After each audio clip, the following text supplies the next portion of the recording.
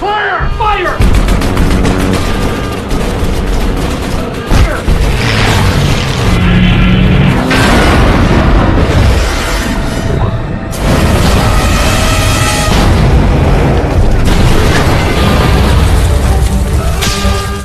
Halo guys, apa kabar? Semoga teman-teman semua sehat selalu dan dimudahkan rezekinya. Kali ini saya akan menceritakan film kisah nyata saat Perang Dunia Kedua. Film berjudul USS Indianapolis rilis pada tahun 2016. Disutradarai oleh Mary Van Peebles dan dibintangi oleh aktor ternama Nicolas Cage. Mengisahkan perjalanan misi rahasia kapal Indianapolis membawa bahan bom atom yang nantinya akan digunakan untuk menghancurkan kota Hiroshima. Dengan misi tersebut, Amerika ingin membuat Jepang benar-benar menyerah sekaligus mengakhiri Perang Dunia Kedua.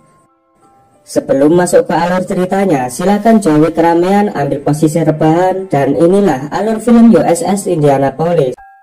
Film berawal pada bulan Maret 1945 di perairan Okinawa. Beberapa pesawat tempur Jepang terlihat mulai melakukan serangan ke kapal Amerika Indianapolis yang dikomandoi oleh Kapten McVeigh.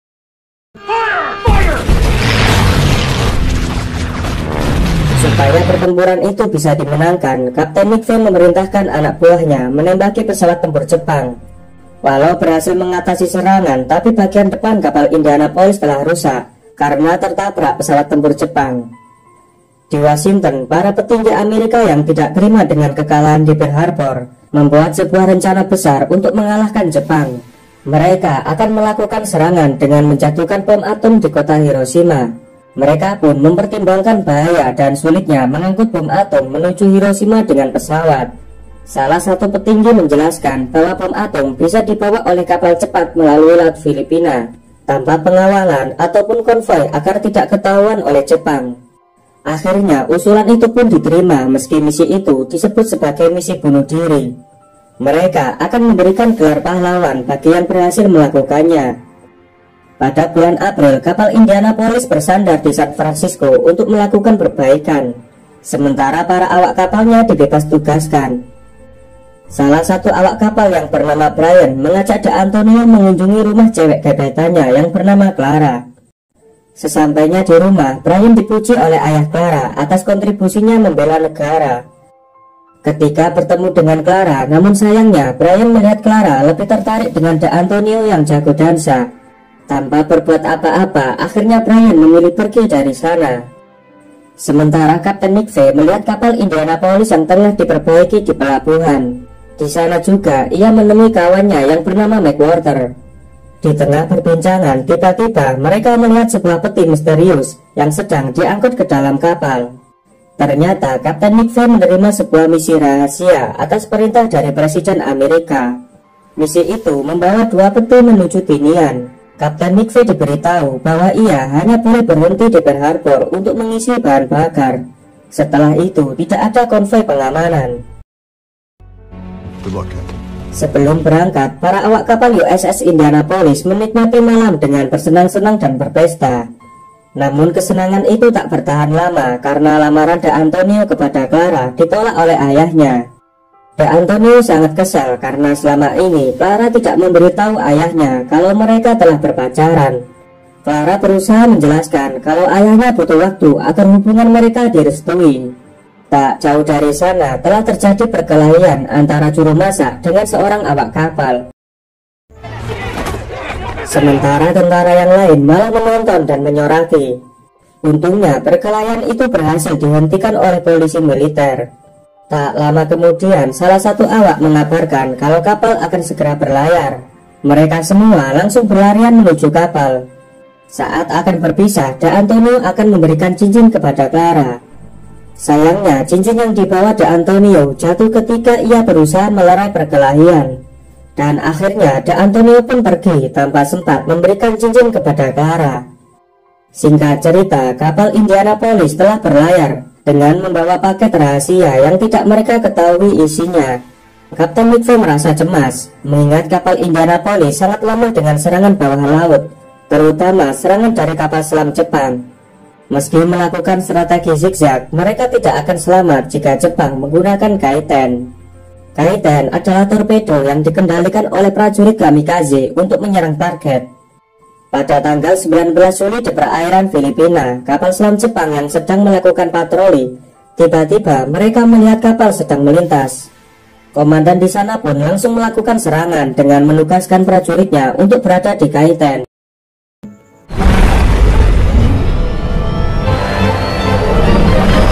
Setelah meluncur, komandan Jepang baru menyadari bahwa itu adalah kapal dagang. Satu prajuritnya harus mati sia-sia di dalam Kaiten. Sementara Kapten McVeigh akhirnya berhasil mengantarkan kedua peti menuju Tinian dengan selamat. Setelah mengeluarkan kedua peti dari kapal, Kapten McVeigh meminta pengawalan dalam perjalanan pulang. Namun permintaannya ditolak dan terpaksa ia harus kembali ke Amerika tanpa pengawalan. Di tanggal 30 Juli di perairan Filipina, saat dalam perjalanan pulang, sang kapten mendapat laporan kalau sebentar lagi akan ada kabut yang menghalangi pandangan.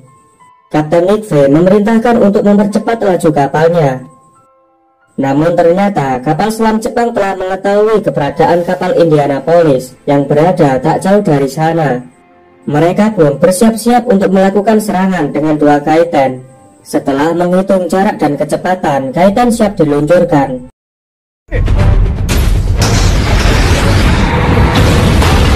Kaiten pertama berhasil mengenai bagian depan kapal. Serangan dadakan itu membuat kaget semua awak kapal.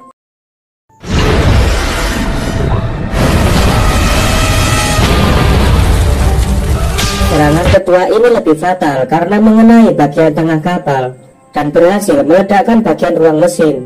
Alhasil, ledakan itu membuat kebakaran di mana-mana. Para awak kapal yang terbakar berlarian mencari pertolongan. Di tengah kekacauan itu, sang kapten menyuruh bagian komunikasi untuk melaporkan apa yang terjadi.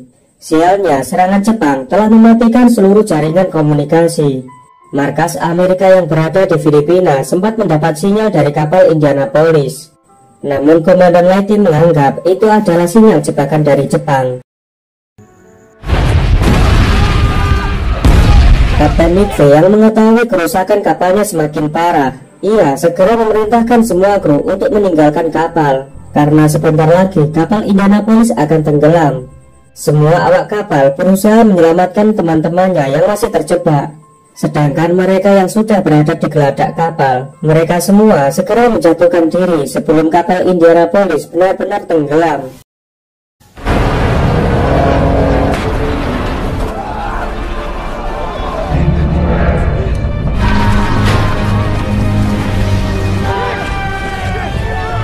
Setelah melalui malam yang mencekam, para tentara yang selamat kini terapung dan terpisah dari yang lain. Sementara Kapten McVeigh berhasil menemukan McWhorter dalam kondisi kakinya terputus karena serangan hiu. Sang kapten langsung mengobati dan berusaha menenangkan Worter bahwa penjemputan akan segera datang.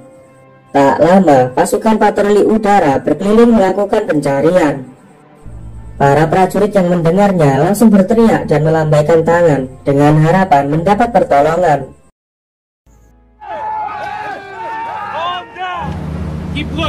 Tapi karena jarak yang terlalu jauh, mereka pun tak dapat ditemukan. Sambil menunggu pertolongan, mereka pun menyibukkan diri. Ketika mereka sedang asik berbincang dan tiba-tiba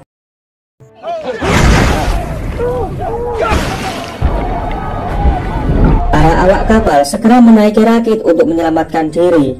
Tapi Theodore malah berenang menjauh dari rakit tanpa menghiraukan peringatan dari teman-temannya.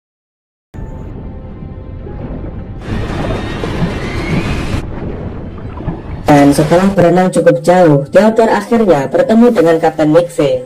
Ia pun langsung melaporkan kalau di sisi lain ada banyak kru yang masih selamat. Sang kapten langsung mengayuh rakit mendatangi anak buahnya. Ketika malam tiba, kapten datang bersama beberapa orang yang ia temukan. Di hari kedua, Kapten McVeigh membagi makanan secara adil.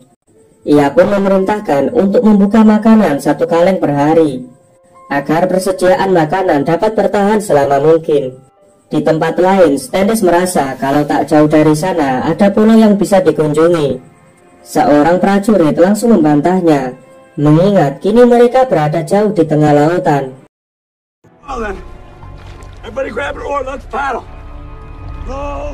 Sementara Brian yang dalam keadaan terapung, ia mengalami halusinasi bahwa Clara datang untuk menyelamatkannya.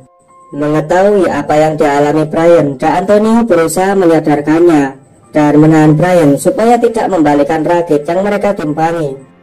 Di sini Brian mengutarakan isi hatinya kalau selama ini dia juga mencintai Clara. Mendengar itu, Da Antonio hanya bisa terdiam karena pergerakan Brian membuat hiu menghampiri dan membalikkan rakit.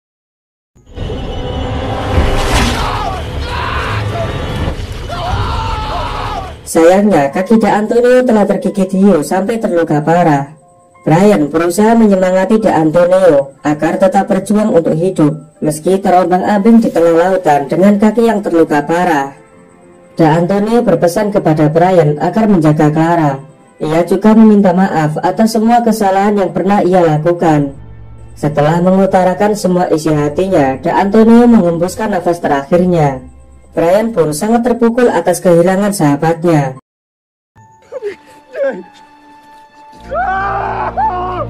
Di hari keempat, kondisi mereka sudah lemah dan sangat mengkhawatirkan, terombang-ambing di tengah lautan. Sedangkan pihak Amerika kembali mengirim pesawat untuk melakukan pencarian. Seorang awak kapal melihat kedatangan pesawat tersebut dan mencoba melambaikan tangan sambil berteriak. Namun sayangnya kru pesawat tidak menemukan tanda-tanda keberadaan awak kapal. Mereka hanya melihat tumpahan minyak yang diduga bekas dari kapal selam Jepang. Kapten pesawat yang merasa adanya kemungkinan kapal selam Jepang, ia memerintahkan untuk menjatuhkan misil ke laut. Sebelum misil diluncurkan, pesawat mencoba terbang lebih rendah. Sampai akhirnya sang kapten melihat ratusan awak kapal mengapung di atas lautan. Ia pun langsung membatalkan peluncuran misil dan mengabarkan hal itu kepada Komandan Lytle untuk menyelamatkan mereka. Namun Komandan Lytle tak memberikan izin karena ia mengira kemungkinan adanya pasukan Jepang di sekitar sana. Kapten pesawat yang iba lalu menjatuhkan persediaan air, obat-obatan, dan beberapa makanan. Karena bahan bakarnya telah menipis, pesawat harus kembali ke pangkalan. Sementara Letnan Andre mendapat kabar soal awak kapal yang terapung di lautan. Ia pun segera menerbangkan pesawatnya untuk mengetahui sebenarnya yang terjadi.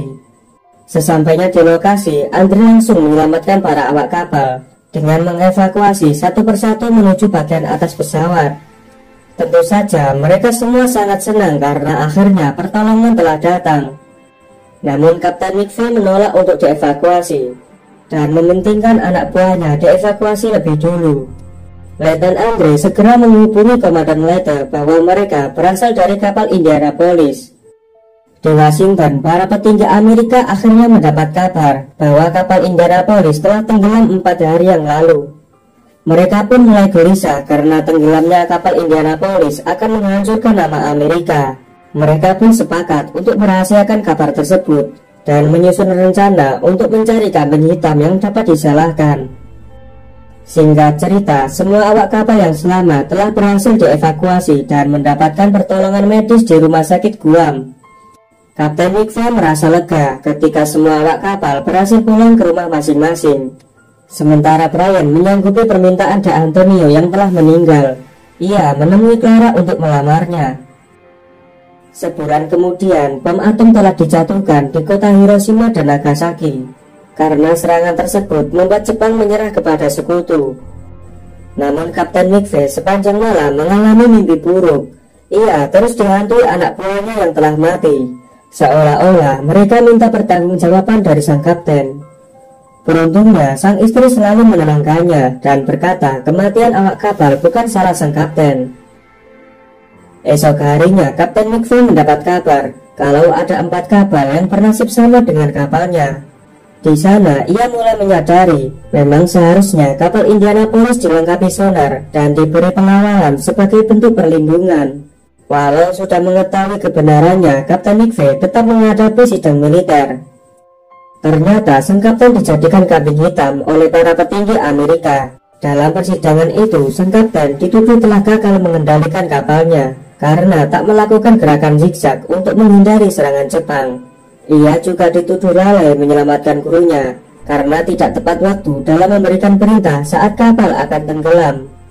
Para awak kapal yang menghadiri persidangan berusaha membela kapten yang disalahkan. Tapi kapten yang merasa tidak bersalah berusaha membela diri dengan menceritakan kronologi tenggelamnya USS Indianapolis.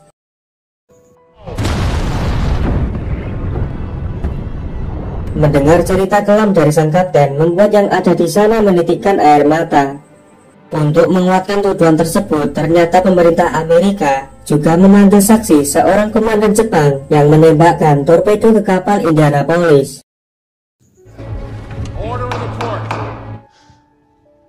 Komandan itu bernama Hashimoto. Hashimoto malah mengatakan bahwa torpedo yang ditembakkan adalah torpedo biasa, bukan kaiten. Pada saat itu, kapal Indianapolis tak akan bisa menghindari torpedo karena jarak yang sangat dekat. Akhirnya, hakim memutuskan bahwa sang kapten divonis tidak bersalah. Namun ia tetap menanggung kesalahan akibat lalai mengutamakan keselamatan para awak kapal. Semua orang yang ada di sana menilai persidangan tersebut tidak adil, karena sesungguhnya kapten telah berjasa dan berjuang untuk negara. Bahkan seharusnya ia diberi penghargaan. Setelah sidang, sang kapten menemui Hashimoto secara pribadi. Hashimoto mengungkapkan bahwa jika saja kejadian tersebut terjadi di Jepang, maka Kapten McVeigh tak akan disalahkan. Ia juga mengatakan bahwa sebagai komandan angkatan laut, memang tugasnya untuk melawan sang kapten. Sebagai sesama manusia, ia berharap semoga mereka bisa saling memaafkan. Di akhir film, kita diperlihatkan para awak kapal menggantung foto kawan seperjuangannya yang telah gugur dalam insiden tenggelamnya kapal Indianapolis. Sementara Kapten McVeigh yang merasa bersalah mengakhiri hidupnya dengan menembakkan pistol di kepalanya. Dan film pun berakhir. Selama Perang Dunia Kedua, ratusan kapal Amerika telah ditenggelamkan oleh musuh. Namun hanya Kapten McVeigh yang diadili. Dari seorang Kapten McVeigh, kita bisa belajar tentang kesetiaan dan mengutamakan keselamatan seluruh awak kapal. Terima kasih sudah menonton video ini sampai selesai. Jika ada salahnya, saya minta maaf. Sudi kiranya tekan tombol like, subscribe, dan aktifkan loncengnya. Kalau sudah, saya ucapkan terima kasih. Sampai jumpa di video selanjutnya.